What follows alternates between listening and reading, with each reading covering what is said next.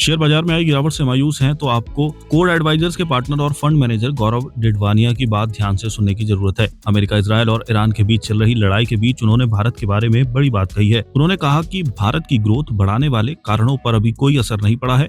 उन्होंने ये भी कहा कि जब तक विदेश में संकट बहुत ज्यादा नहीं बढ़ता है, इस वित्त वर्ष में भारत की ग्रोथ में ज्यादा बदलाव नहीं आएगा। मनी कंट्रोल को दिए एक इंटरव्यू में उन्होंने इन्वेस्टमेंट और स्टॉक मार्केट्स को लेकर कई खास बातें कही। डिडवानिया ने कहा कि बाजार में अभी जिस तरह की गिरावट आई है उसमें खास शेयरों में निवेश के बड़े मौके बनते हैं, लेकिन ये समय आंख बंद कर खरीदारी करने का नहीं है। निवेश करने में शेयरों के चुनाव और कंपनी के बैलेंस शीट पर फोकस करना बहुत जरूरी है। सप्लाई घटने से क्रूड ऑयल की कीमतों में और तेजी आ सकती है, लेकिन सप्लाई को लेकर समस्या लंबे समय तक जारी रहने पर ही क्रूड की कीमतें ऐसे लेवल पर बनी रहेगी जो ग्लोबल इकोनॉमी की ग्रोथ को पटरी से उतार सकती हैं।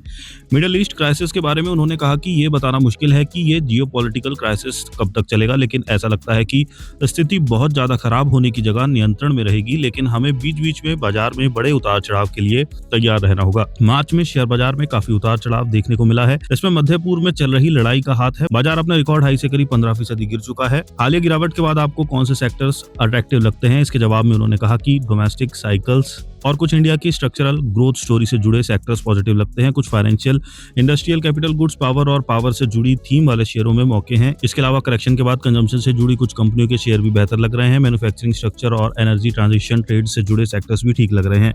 मार्च और जून तिमाही की कंपनियों की अर्निंग्स के बारे में उन्होंने कहा कि अगर क्रूड ऑयल की कीमतें ऊंची बनी रहती हैं तो इसका असर इनपुट कॉस्ट पर पड़ेगा। इससे इन्फ्लेशन पर दबाव बढ़ सकता है। कई सेक्टर्स में मार्जिन में कमी आ सकती है, इसलिए अगली कुछ तिमाहियों को लेकर सावधानी बरतने की जरूरत है, लेकिन हमें मार्जिन पर थोड़ा समय का दबाव और अर्निंग साइकिल में बड़ी गिरावट के बीच फर्क करना पड़ेगा।